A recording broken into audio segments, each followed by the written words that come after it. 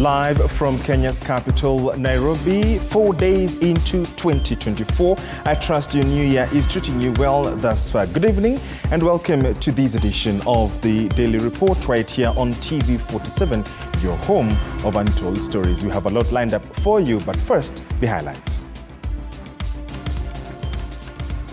Tonight, Court of Appeal okays the collection of housing levy, meaning that you and I will continue paying for the fees pending a ruling on January 26th.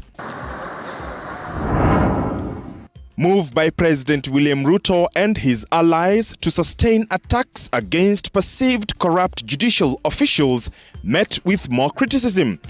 We take you down memory lane of the bittersweet relationships between presidents and the judiciary. And tonight, we tell you of the dire straits of Kenyans who live in the Chesokwa cave in Mount Elgon years after they were evicted from a government forest. Nilisema, na kama sasa gumba alikuwa shetani, si angetoa mimi kabisa ni sawa ya dunia hii.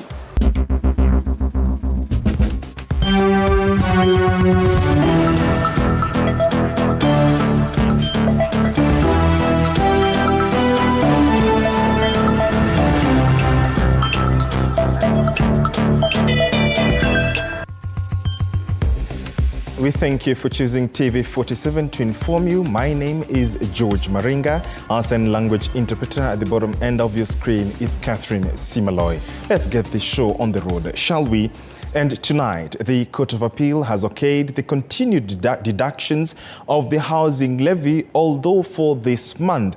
This means that Kenyans hope for a stop that the levy that has caused uproar. Kenyans hope for a stop to the levy that has caused an uproar. Paul Kirobi begins our broadcast tonight with that report.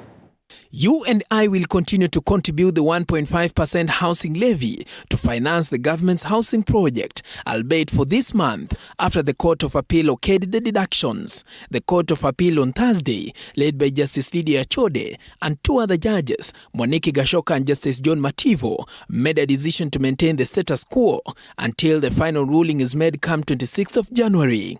One day before the hearing of the application, President William Ruto had seriously complained that the court is making every effort to sabotage President Ruto's agenda. The Attorney General Justin Muturi had filed an application complaining that stopping the housing contribution will deny many people job opportunities, since so far it has created more than 120,000 jobs 6 months down the line. The three-judge bench of the Court of Appeal ruled that the status quo be maintained until it rules on the application of Attorney General Justin Muturi of collecting the levy. The ruling on the housing levy is scheduled to be delivered on 26th of January this month. Paul Kirobi, TV47, Nairobi. Thank you, Paul, for that. President William Ruto has continued with his onslaught on the judiciary on Thursday, maintaining that the impunity of bribing judges so as to not derail, delay or sabotage Kenyans' imminent transformation will never happen under his watch. Stanley Nyaringita reports on a day the move to hold accountable the corrupt in the government and the public has yet again divided both houses of the parliament. The push and pull of whether the fight against judicial impunity is politically instigated or a witch hunt on judicial officers ruling on cases that may disenfranchise the Kenya Kwanza's agenda formed center stage Thursday. With President William Ruto maintaining his onslaught on the judiciary.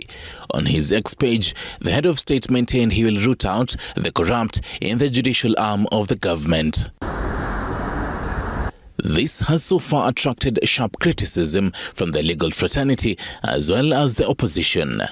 According to the International Commission of Jurists, ICJ, Kenya section, the president ought to retract his statements made on Tuesday and clarify his position directing the executive to defy court orders. The National Assembly and Parliament is definitely under your knee.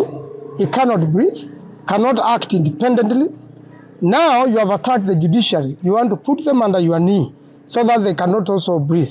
This amounts into dictatorship. When Kenyans went to vote, they were not looking for this kind of attitude. They were not looking for this kind of government. Ruto anasema Tikoti ipende isipende, atatawala vile anataka. Ngo. Legislators allied to the president, however, supporting his push to clean the judiciary in what they say is derailing the government's plan. Said last year that the current judiciary we have has gone rogue. While we appreciate that the rule of law and judicial independence should be respected, that one does not extend to judicial impunity and corruption. We are in a country now at the moment that Kenyans are saying, why hire a lawyer if you can pay a judge? And that is the we don't want to see. Mimi mwenyewe mwaka hii mwezi wa pili tukirudi bunge la Senate nitaleta motion ya kuchunguza zile pesa zinaenda kwa judiciary zinafanya kazi gani. If a judge can give a date, say I'm going to listen to this case after 7 years, what will I tell my people when I go home when they elected me? So we have to say anybody, because we are not telling people not to go to court.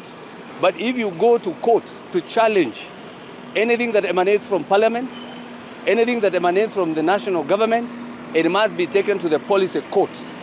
On his part, Wiper leader Kalonzo Musyoka has faulted President William Ruto of playing pretense in upholding the rule of law, further supporting the move by the Law Society of Kenya to call for nationwide protests. Stanley Nyerengita, TV47. Thank you, Stanley, for that. The push and pull continues. Human remains believed to be of Sylvanus Tubey, the former Kerio Valley Development Authority KVDA Managing Director, were on Thursday exhumed at his property in Chepkurum by a homicide squad from the DCI for DNA testing. If indeed they are Tubey's or not. Tubey went missing 12 years ago, and his case closed later as two main suspects for his disappearance had been acquitted when the court found not enough evidence against them. Kerio Development Authority. The exhumation of human remains discovered in the farm of the former KVDA boss Sylvanus Tubey went on, with his family members keenly watching as they seek closure on the disappearance of their kin who went missing 12 years ago in unclear circumstances. The exhumers, led by the DCI forensic team, first met this blanket, which was said to have been used to cover the body. No one saw him leave this place, and he has never been seen since that time. Tulipata challenges mingi sana mpaka sasa tuli keep up. More items and body parts were discovered, including bones and skull.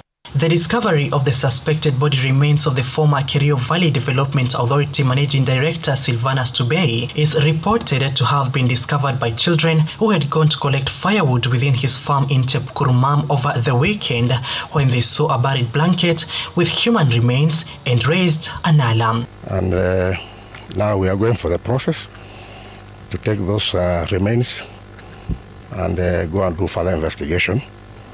And we shall give out the outcome as soon as the process is done. Tubey had mysteriously disappeared one morning from his home in Kabiamit village in Keio South Sub-County on September 2012, never to return or heard.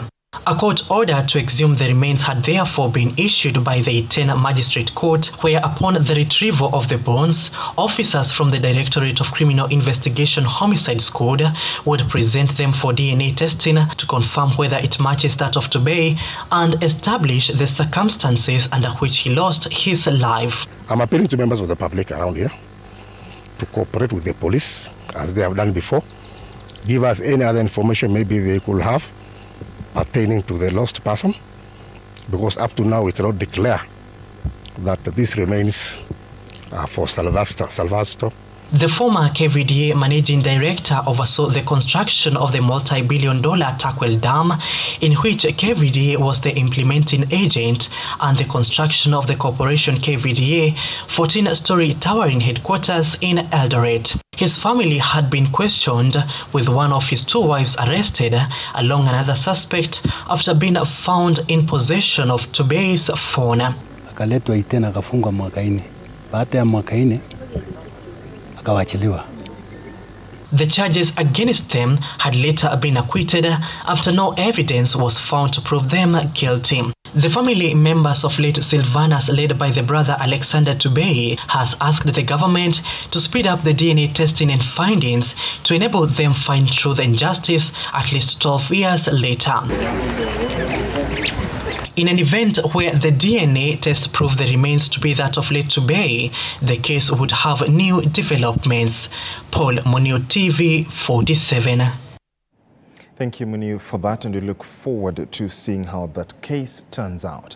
The Ethics and Anti-Corruption Commission, EACC, now requires all full-time public officers with double or multiple jobs to relinquish the additional positions and pay back to the government any salaries and benefits irregularly earned from public coffers during the period they served in more than one public institution. The move by the anti-graft agency stems from a landmark judgment delivered by the Nyeri Employment and Labor Relations Court in a legal battle pitting EACC and one Dr. Agnes Wanjiru Gatama, who has been holding two public jobs, one at the Jomo Kenyatta University of Agriculture and Technology, JKUAT, and the other at the County Assembly of Kirinyaga. Now, in Nyeri Law Courts, Justice Onesimus Makau of the Employment and Labor Relations Court declared double employment of a public officer irregular and unlawful, terming it a violation of Chapter 6 of the Constitution. In his ruling delivered on 20th December 2023, Justice Onesimus Makau concurred with EACC that once a public officer is employed on a full-time basis, they are not eligible for any other gainful employment since they are expected to dedicate all their work, time and energy to the full-time employer. The Commission's spokesperson, Eric Ngumbi, says that following the court ruling, the Commission has now initiated recovery of all the salaries, allowances, gratuity and other benefits earned by Dr. Agnes Gatama from the Kirinyaga County Assembly for the entire period of 5 years that she worked in the Kirinyaga County Assembly from 2017 to 2022. EACC is investigating a number of cases. In fact, in the last 3 or so years, we have received reports amounting to, I think, 324, out of which 43 files have been forwarded to the DPP with the recommendations to prosecute persons involved. And this is because of fraudulent acquisition of public property. Because if you have more than one job and you end up earning twice, you have defrauded the public, and therefore we have recommended prosecution and other administrative actions such as dismissal from employment, and in some cases even a recovery of the monies that the individual earned in the additional employment. EACC will not stop at that case, because we are already pursuing recovery of every single coin that the lecturer earned for the 5 years that she served as a board member of Kirinyaga County Assembly Service Board.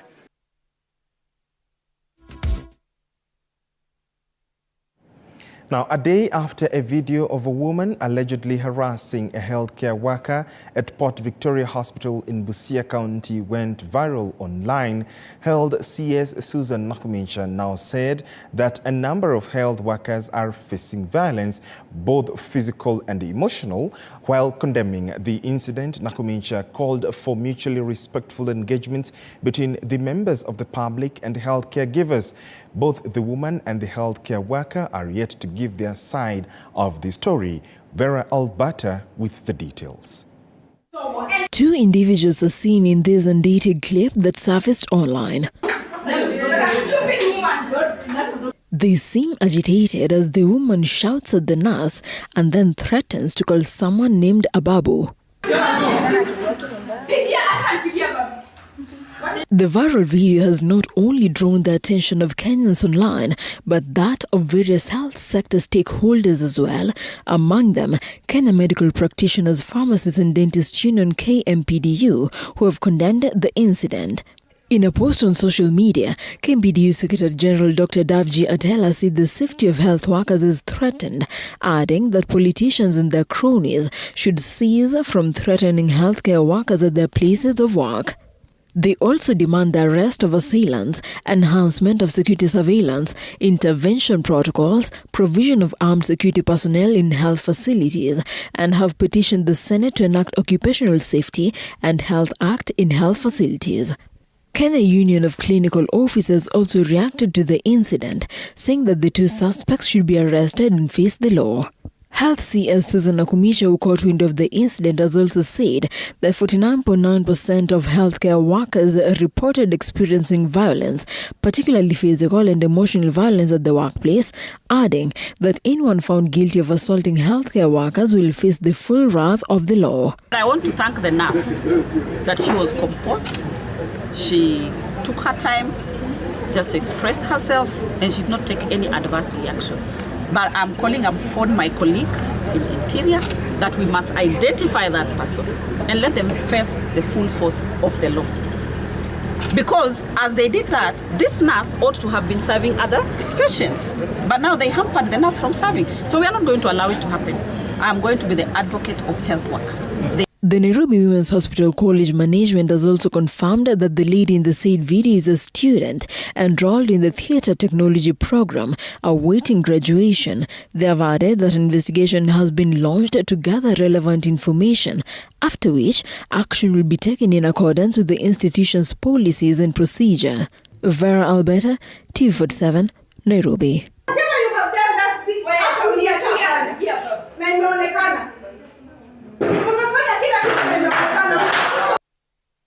Quite unfortunate. Tonight, police have urged motorists to be careful when using the Nakuru-Eldoret highway due to a rise in the number of road accidents from December to the New Year.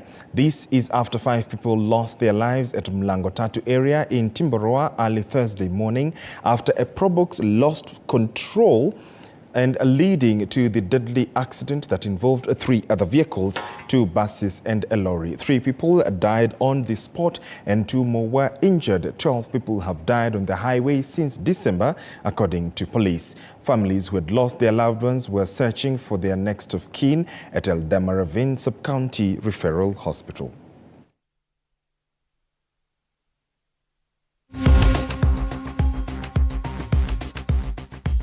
Walikuwa wanatoka around kitu saa 4:30 wakaenda Nairobi, tukaongea na wao mara mwisho ilikuwa saa 5.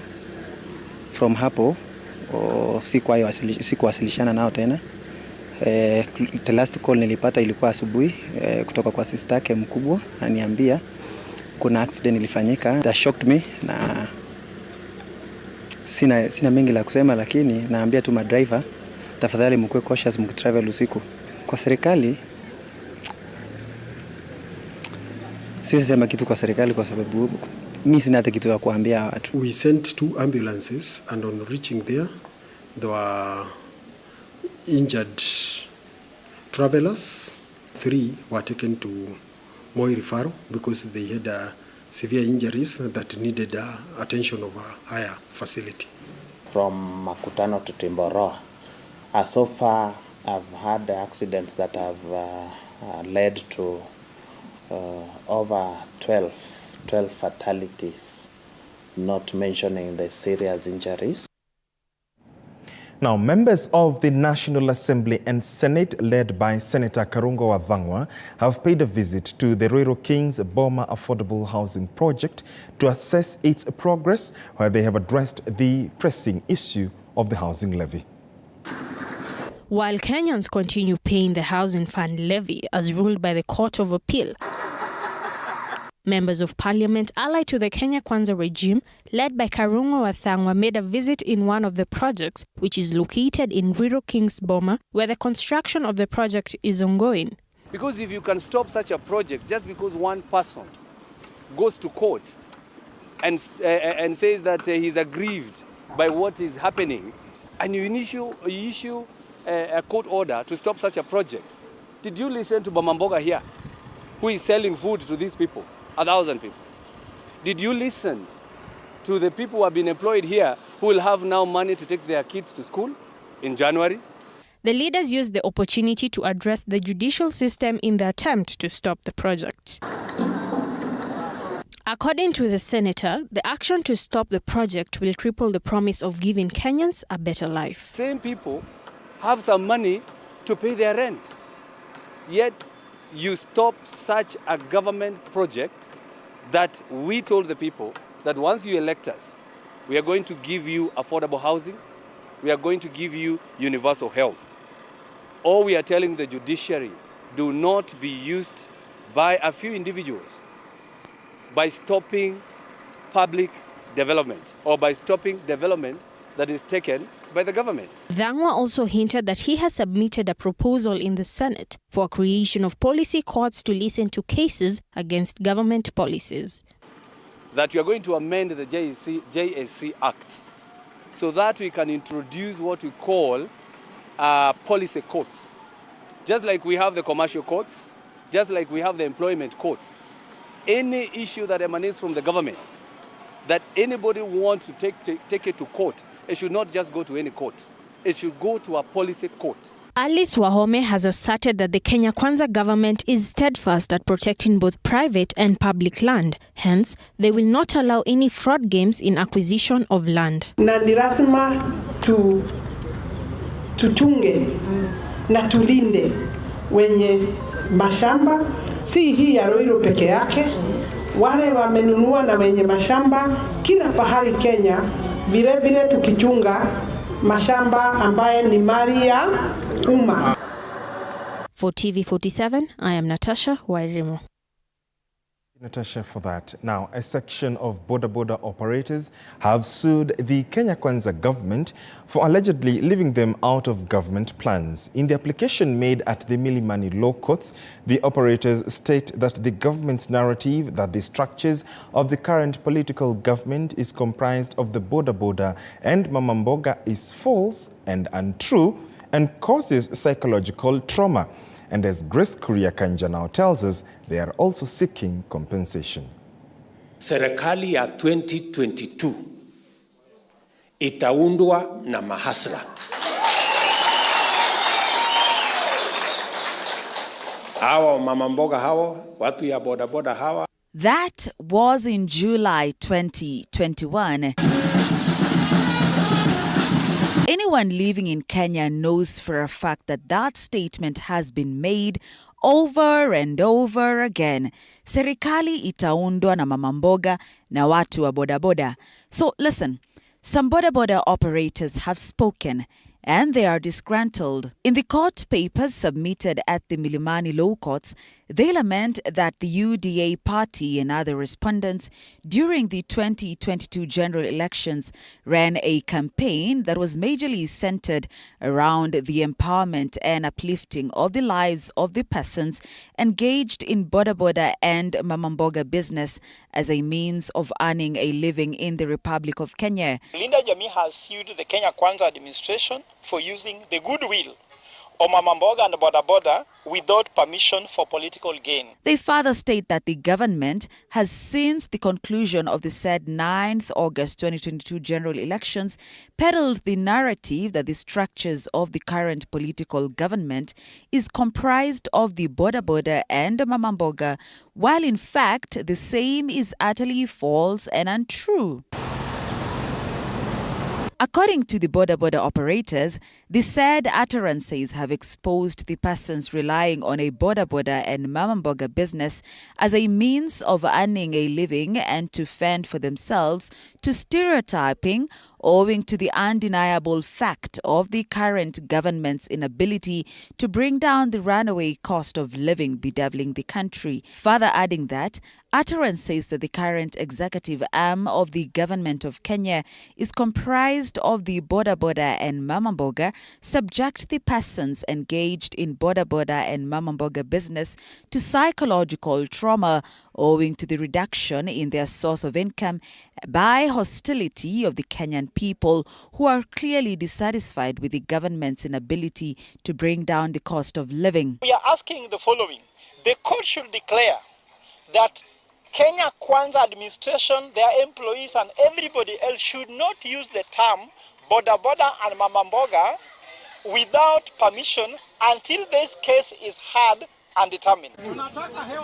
Additionally, the petitioners, among them Malindi Boda Boda operators and Linda Jamii, are also seeking a compensation of 426 billion shillings for the loss of goodwill. Grace Kuriakanja, TV47. Quite interesting indeed to see how that plays out, especially with a lawsuit. Picture this. Living in a cave for over 2 years after being evicted by the government forest. Then getting another eviction notice from the cave after missing death by a whisker when parts of the cave start collapsing. That is the story of the life of hundreds of squatters at the Chesokwo cave in Mount Elgon. Here is more. The environment at Chesokwo cave in Mount Elgon constituency, Bungoma County, depicts the real struggle of life for over 100 squatters who were evicted from the government's land a few years ago. Rispa Chemosop is a survivor of the recent caving in. Paka hii mawe kama anakatika hivi. Hata mimi nilistuka sana, nilisema na kama sasa kumbe alikuwa shetani. Si angetoa mimi kabisa ni sawa ya dunia hii. Kwa sababu hata ningekufa hapa. Hakuna mahali watapeleka mimi. Na hii pango ni ya mandovu. Tuko tunawaza. Na hii ndovu ikikuja usiku, sisi tutapona kweli? Unaona maumbwa usiku, inapita wewe, inaruka wewe, inaenda. Hata saa zingine unapata umbwa inakulamba.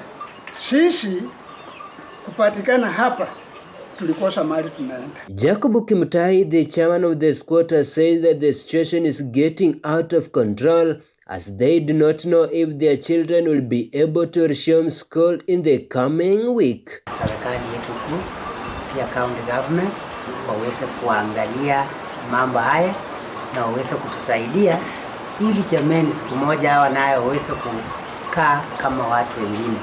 Kwa sababu maisha ile wika hapa naishi kama wanyama tu na tunapambana, lakini Mungu ataendelea kuwagusa viongozi wetu na waweze kuwaondoa kutoka mahali hapa. Ni watoto kabisa wengi. Unaona wawaka hapa wameenda sehemu ya kibarua ndio wapata kukula. Tuna wanafunzi wengi lakini hawana hata ile administration peke yake. Hii kama unaona hiyo mtoto amelala saa hii siku 3 bila dawa. Yaani hatuna kabisa kitu ambacho tunaweza toa. Wanji Sostin, TV47, Bungoma. How sad. We hope that indeed they find some good shelter. Interior CS Professor Kithure Kindiki has insisted that he will not let politicians meddle in the ongoing security operations in bandit-hit regions. He has asked politicians and leaders from bandit-affected areas to help the police to find criminals and find stolen livestock. Speaking at Mlango in Isiolo County, Professor Kindiki said security agencies must be allowed time and space to do their jobs. The CS said the ongoing operation to root out bandits and armed criminals from the region has nothing to do with politics. Niko hapa kutoa hakikisho kwamba mifugo wote ambao wameibiwa kutoka sehemu hii tutawatafuta, tutawapata, tutawarejesha kwa wenyewe.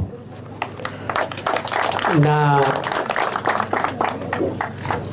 tukiwa hapo tuseme ya kwamba vijana wetu kutoka makabila mbalimbali ambao bado wako na ile tabia ya zamani ya wizi wa ng'ombe, ni lazima wachane na hiyo biashara mara moja. Zamani watoto na vijana walikuwa wanaiba ng'ombe ili wapate pesa ya kulipia mahari. Siku hizi wale watoto na vijana wanatuumiza hapa, hawatafuti ng'ombe ya mahari, wanakuja na kuua watu wetu hapa na kuchukua mali yao kama njia moja ya biashara kubwa ya mifugo ambayo inaendelea katika taifa letu la Kenya, ambayo inahusika na watu ambao wanauza mifugo ya wengine na wale ambao wanafadhili hiyo biashara na wale ambao wananunua bunduki haramu na risasi kupatia hawa vijana ili waende wakatekeleze uhalifu. And the politicians stand warned. You're watching the Daily Report right here on TV47. We are due for a short break, even as I see some of your feedback. Francis Kibuchi, you say, good evening, watching live from Kisii County. Thank you so much for staying with the Daily Report. When we come back, we have more news on the other side. Do stay with us.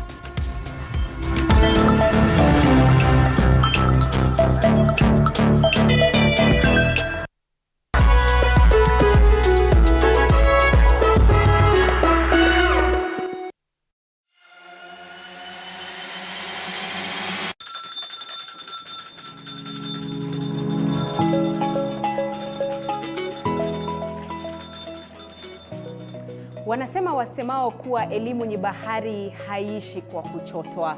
Wakati mwingi natangamana na wanafunzi madarasani, sio kama mwalimu bali kama nahodha kwenye kipindi cha tasnia ya elimu.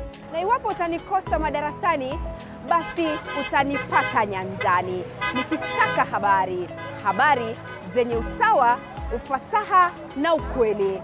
Na iwapo utanikosa nyanjani, bila shaka utanipata studioni hapa nikisoma habari na kuendesha mijadala mikomavu. Mimi ni Andrin Kilemi, mpenzi wa lugha ya Kiswahili na elimu kwa jumla.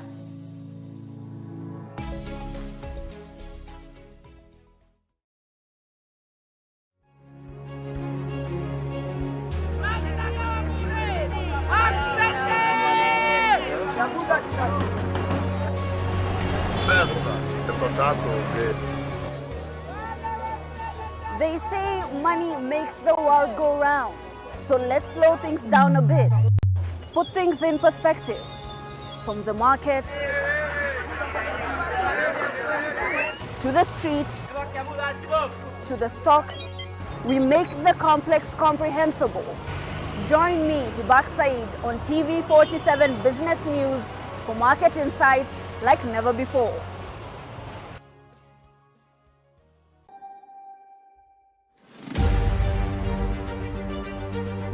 What's making the headlines? What does it mean to you? How does it affect you? We answer all these questions every Sunday for half an hour on To The Point Show. Hey, I'm Grace Kuriakanja, and a lot has happened this week. Let's dive into it.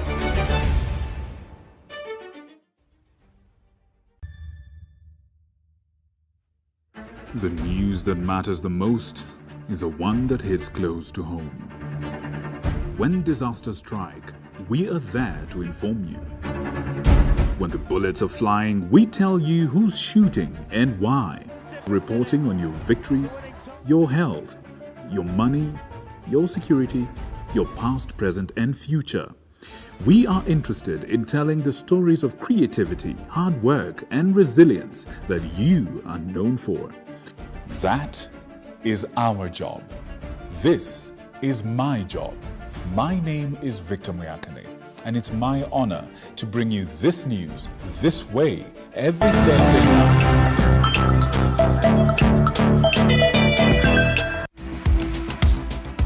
Minutes past the hour. We thank you so much for staying with us. My name is George Maringa.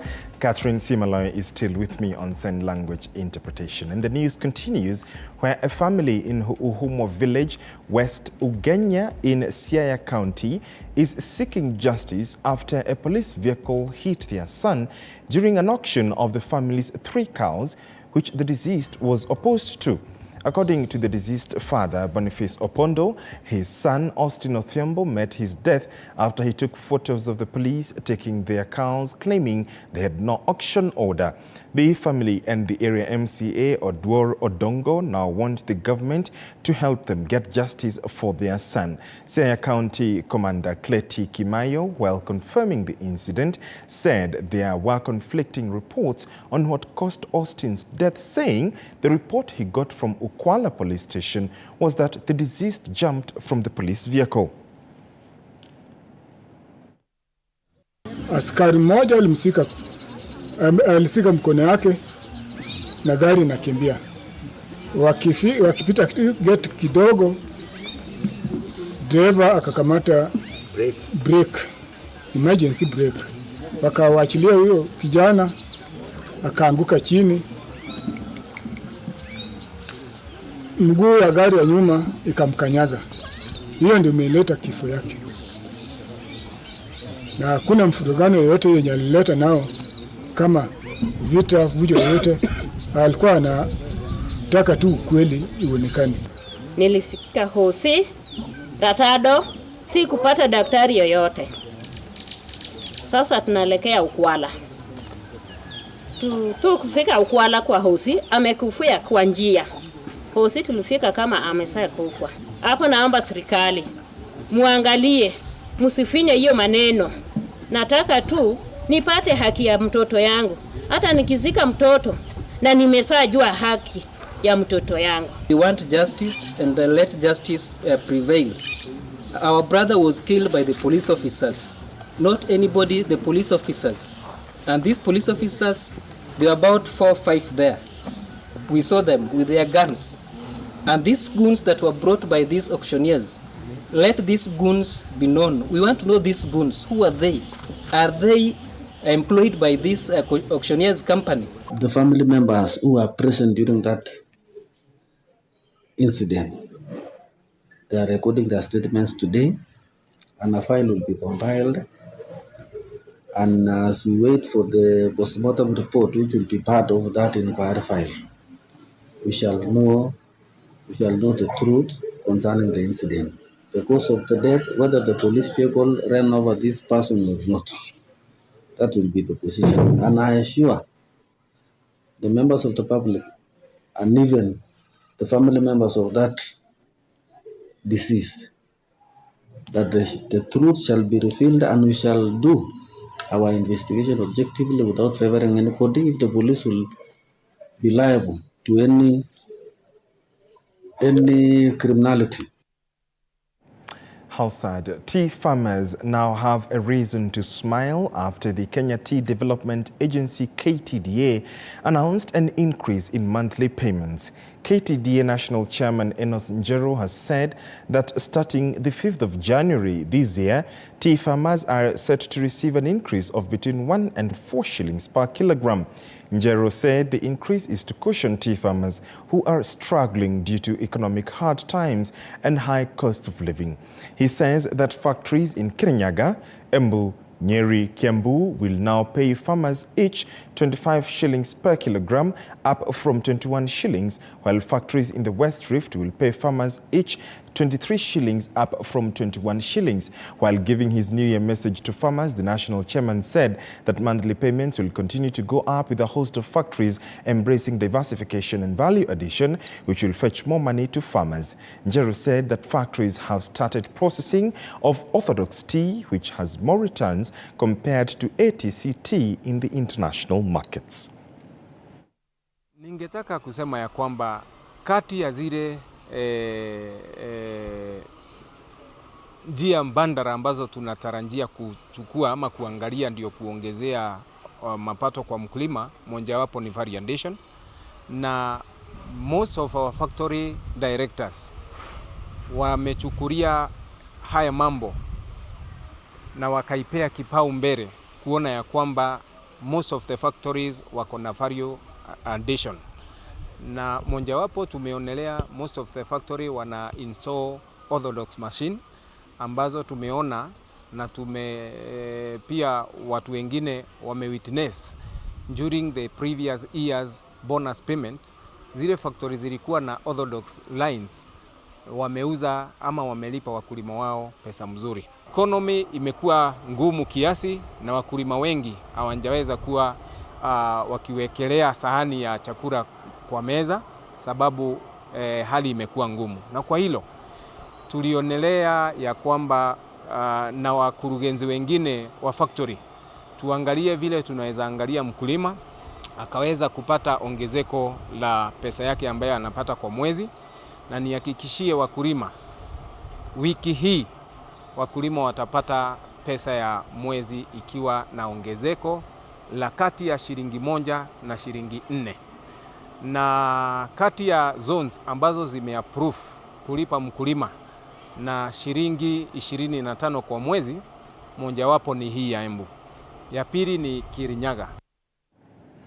Following recent statistics released by the National Authority for the Campaign Against Drug Abuse, that is NACADA, which indicate that countries within the Western region are leading in consumption of illicit, rather counties within the Western region are leading in consumption of illicit brew and other types of alcohol, stakeholders in the region are now embarking on various response measures, mostly targeting the youth who are amongst the most affected groups. Vihiga County, NACADA, in collaboration with the police and a foundation dubbed Rogers Bossi Foundation, have embarked on training as well as empowering talents among the youth through sporting activities in a bid to keep them away from alcohol. Speaking during a sporting activity at the Friends College Kaimosi in Hamisi Sub-County, the NACADA Western Region Manager, Sarah Koskei, expressed hope that the numbers could go down in the next 5 years if more youth engagement programs would be rolled out. Research after every 5 years. So our recent research ya 2022 inaonyesha Western region inaongoza kwa pombe, all types of alcohol. Tukienda changa sisi number 1. Tukienda traditional liquor sisi number 1. So we are doing prevention programs from the grassroots kwa sababu ni isha kuongea na vijana. Lengo letu kubwa ni kufundisha vijana wetu kukaa vizuri, kujua ya kwamba hii michezo inaweza kuwasaidia, kujua ya kwamba madawa ya kulevya na pombe ya haramu si mzuri, na kuweka amani katika hii Hamisi yetu pia ni kitu ya muhimu ili tuweze kupata maendeleo zaidi. To Marsabit County, where Saku constituency MP Raso Dido has launched his 2027 gubernatorial bid as his New Year resolution. Dido, like many other Kenyans, has expressed his strongest desire in his new political bid as the most suitable replacement for the incumbent Marsabit Governor Mohamud Ali. He announced this during a political rally at the QB Dibayu area in the Saku constituency, where he was coronated by the Borana community to carry the mantle in the gubernatorial race come 2027. Now he aspires to be the unifying factor for the sharply divided communities in Marsabit County, where political leaders have allegedly been accused of igniting emotive tribal difference debates to garner support, at times resulting in conflicts. He asserted that his military background would enable him to seal all the loopholes for public funds mismanagement and to channel the funds towards ending the challenges currently bedeviling the region. I do not intend to run for Saku constituency seat again. And on the community's wish and their calling, they have asked me that on the retirement of the current governor of Marsabit, they have told me that I should run for the governorship in 2027.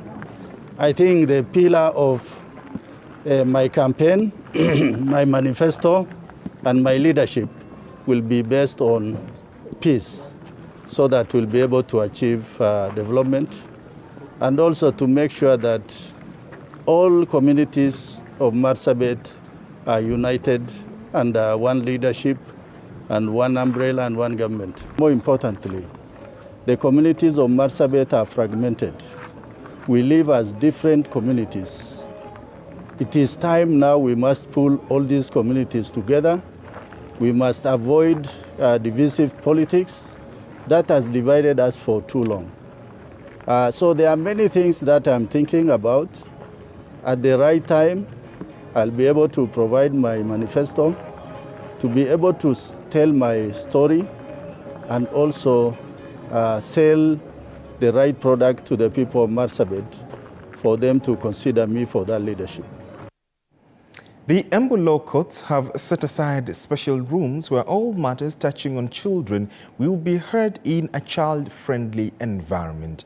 Besides being decorated with bright colors and cartoon characters, a happy place has also been established where children can spend quality time amusing themselves with toys, reading books, or drawing.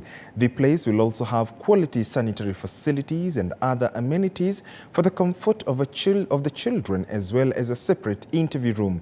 Embu Chief Magistrate Francis Kiambia said children are normally vulnerable when they come to court, either as children in conflict with the law or as victims of crime, and said the same space was necessary to help them cope with the trauma of being in court not to counterfeit alcohol.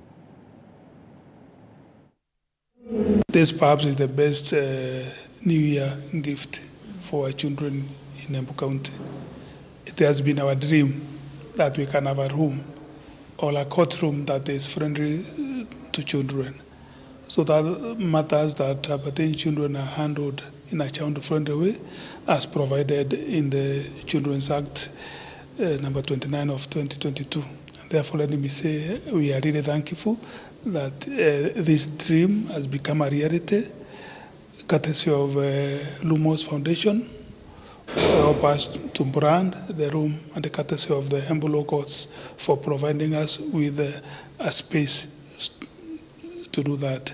The most vulnerable when it comes to matters access to justice, and I think going forward this court, which is child-friendly, the children will be coming to court, we'll be dealing with all the children matters in this court. We'll agree among ourselves that all children matters coming to Embu Law Courts will be brought to this court. Project of reblooding the Children's Court in Embu is a project of ensuring that you create child-friendly environment for children when they come to court. We are aware children come to court because of various things, but it is very important to create the right environment for these children. That's why we appreciate the Chief Magistrate in Embu County for opening up this space and encouraging and mobilizing resources to ensure it becomes a child-friendly court. How wonderful is that? Now, one man has been slapped with 1 million Kenya shillings bond after he was found selling alcohol bearing counterfeit stamps at Njiro Sub-County in Nairobi. During the proceedings, the prosecution prayed for stringent bond terms for the accused person due to the impact of the product if consumed by the public. The prosecution raised concern that Isaiah Mwangi Gathodho alias Spider owns a total of 30 clubs dubbed Spider, where some of the assorted alcohol was nabbed. Mwangi was found with assorted 74 cartons of wines and spirits in some of his bars in Eastlands. The hearing of the case is set to take place on the 19th of February at Makadara Law Courts.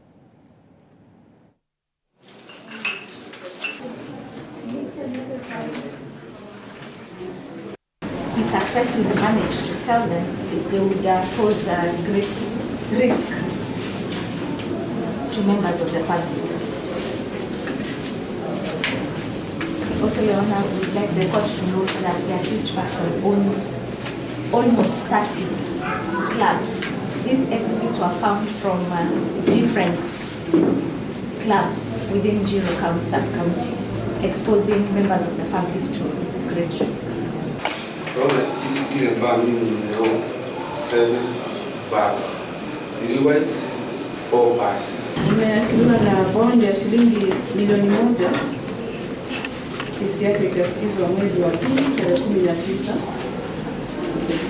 mwezi wa Januari tarehe 25. This is TV47 Sports News with ClickBet, giving you a chance to claim exclusive rewards like mbuzi, airtime, cooking oil, bus fare and other prizes. There is also a fully expenses-paid trip to Mombasa Beach Hotel. To participate, send the word Flight 47 to 24550 and you stand a chance to win amazing prizes.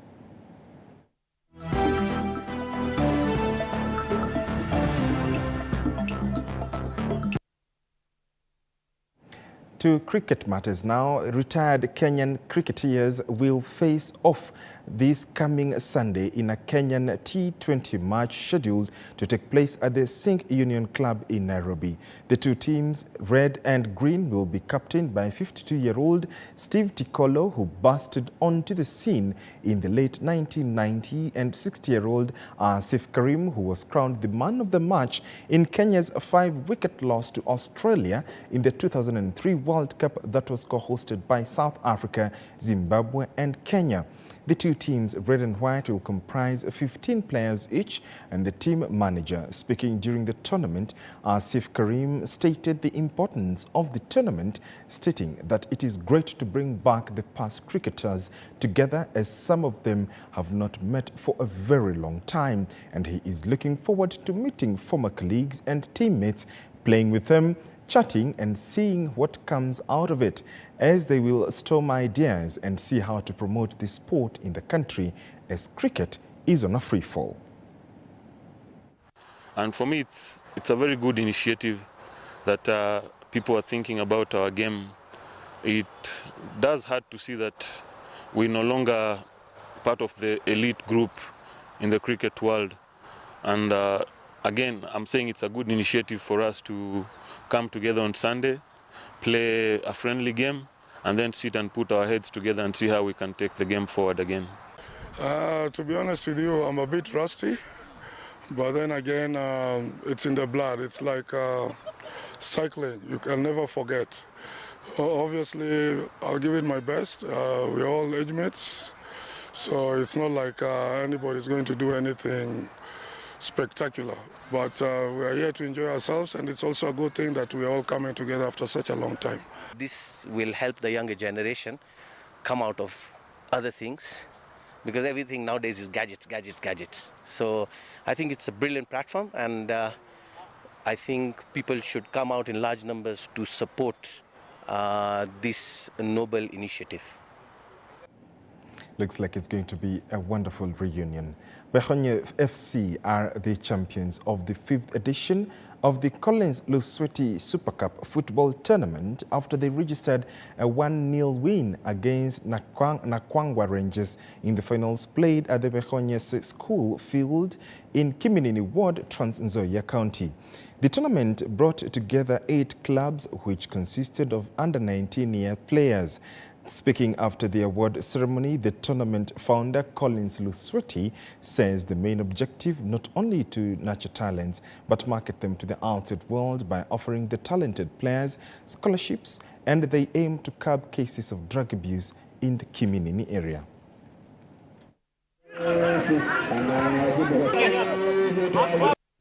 Na sisi tunaona unaweza kuwa kwa darasa huko chini, lakini ukiwa mchezaji kumsalamia rais, na unajua huwezi kumsalamia bure, hiyo ni pesa.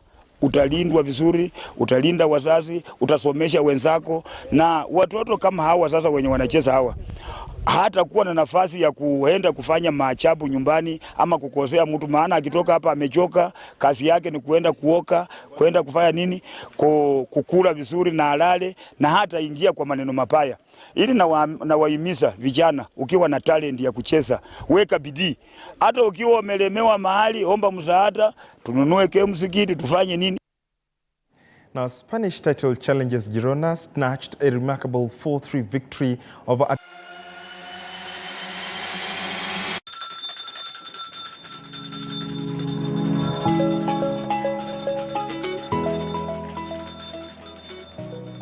Wanasema wasemao kuwa elimu ni bahari haiishi kwa kuchotwa.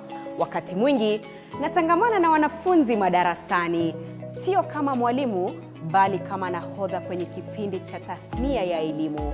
Na iwapo utanikosa madarasani, basi utanipata nyanjani nikisaka habari zenye usawa, ufasaha na ukweli. Na iwapo utanikosa nyanjani, bila shaka utanipata studioni, hapa nikisoma habari na kuendesha mijadala mikomavu. Mimi ni Andrin Kilemi, mpenzi wa lugha ya Kiswahili na elimu kwa jumla.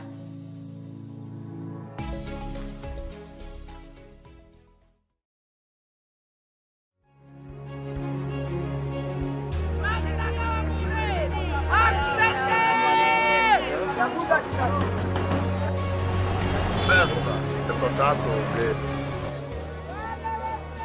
They say money makes the world go round. So let's slow things down a bit. Put things in perspective. From the markets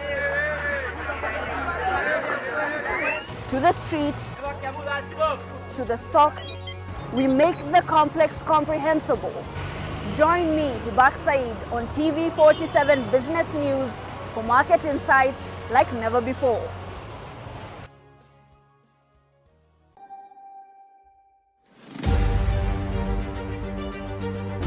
What's making the headlines? What does it mean to you? How does it affect you? We answer all these questions every Sunday for half an hour on To The Point show. Hey, I'm Grace Cherangany, and a lot has happened this week. Let's dive into it.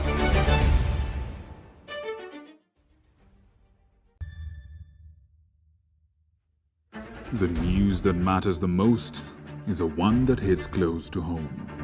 Win amazing prizes.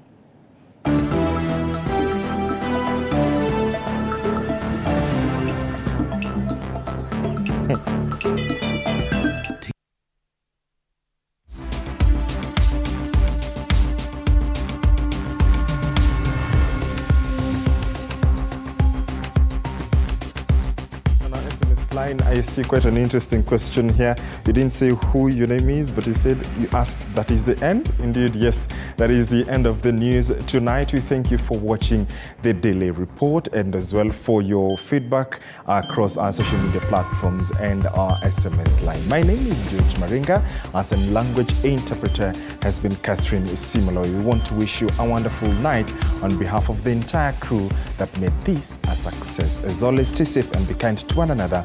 I'll see you tomorrow.